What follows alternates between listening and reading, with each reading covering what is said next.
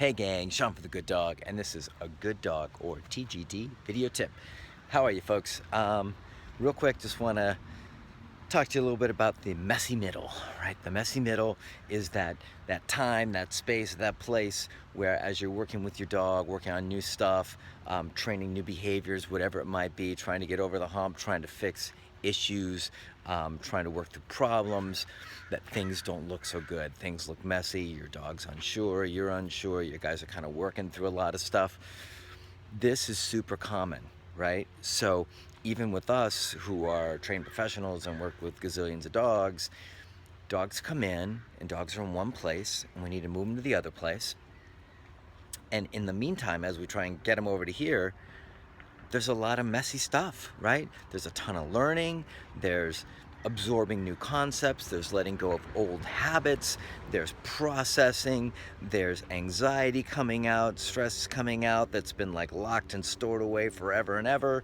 And so a lot of that time from here to here, you're gonna see stuff in that middle space that's gonna likely not look pretty, right? So as your dog is starting to pick new things up and jettisoning old habits or trying to, working through it, don't be surprised if you see stuff look wonky. Don't be surprised if you see stuff looking weird. Don't be surprised if you see your dog uncomfortable. A lot of times when dogs are going through stuff, when they've been like, just simple things like teaching place command to a dog who's been allowed to be an anxious wreck and follow you around or bark at windows or do whatever it wants to do all its life or most of its life, just by teaching a dog to be in place, something simple and as benign as that, and you can sit and watch a dog start shaking.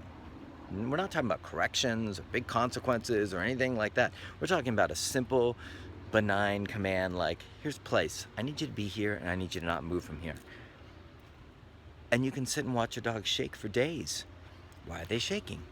They're shaking because all the old habits, all the old triggers, all the old pulls towards the old ways of coping, all the old coping mechanisms are being blocked. They can't do what they would normally do. They can't do what they would usually do. They can't do what's easiest. And that's always a typical part of this. What's easiest has usually been what a dog has done. Doesn't mean it's best, but it's been easiest. And once we block that easiest, you see stress and other stuff that's been culminating and coming out in different ways start to come out in the processing, right? So instead of the dog blocking it or obscuring it by barking and chasing and reactivity and following and whining or whatever you might have seen prior, now you see a dog quietly sitting in place trying to find a new trying to find a new way to cope with, wow, I just got to be still. I just got to hang here. I can't do what I usually would do. I can't run around to try and escape this discomfort. Which, you know, movement is a choice and a tool or a mechanism used by humans and dogs to get away from having to deal with the real stuff, right? Movement's a really great method to distract yourself from what's really cooking, the stuff that's hard to deal with. So once we remove movement, you actually will see a lot of human beings struggle. Try and get somebody with a crazy brain to sit down and meditate or just sit still. Same thing goes on with dogs. You'll see them go through a lot of processing. You can see stress, you can see anxiety, you can see all that stuff. Or anything else, right? You're teaching recall, you're teaching sit, down, whatever it might be. It doesn't have to just be place.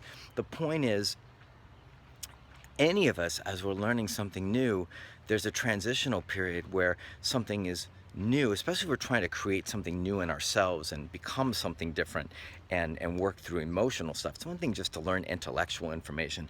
It's a very different thing to try and emotionally transform or change something. There's a lot of power and a lot of baggage with that. So the same way that as you would work through something if you were in therapy, trying to move from one space to another, there'd be most likely a very messy middle, might last for a long time with us as we try and put ourselves together and compose ourselves and process and find new ways of dealing with stuff that we've been challenged with. you're likely to see the same stuff with your dog. So there's really two components here. You can see the emotional stuff as your dog tries to work through, especially if they've been in a real dysfunctional space. There's the emotional stuff you'll see, which is like stress, anxiety, shaking. You'll see stuff like that. Or you can see just confusion and putting pieces together as a dog learns, as a dog starts to get like, how does recall work, right? And like recall starts off messy because it should be messy because it's a brand new skill set. So your dog's just learning it and it shouldn't look good. And sits, you know, might be an easy exercise until you start walking circles around your dog and he's like, I can't take this, too much pressure. Or you knock on the door and the dog breaks place or whatever it might be.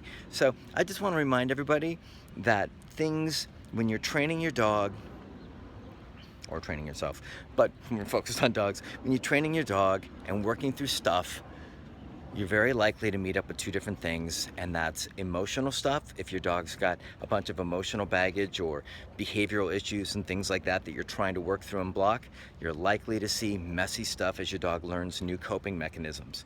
Don't be freaked out by that. Don't let it unnerve you. Don't feel sad. Don't soothe or try and console a dog who's like going through it. Let them go through it. Let them deal with the stuff. They'll find a new way to cope with it just by being still, quiet, and realizing, I don't need to do that old stuff. I can find a new way. And then you've got the second part of it, which is just the actual learning components of new exercises and things like that. Just know, prepare yourself that it's not going to look pretty.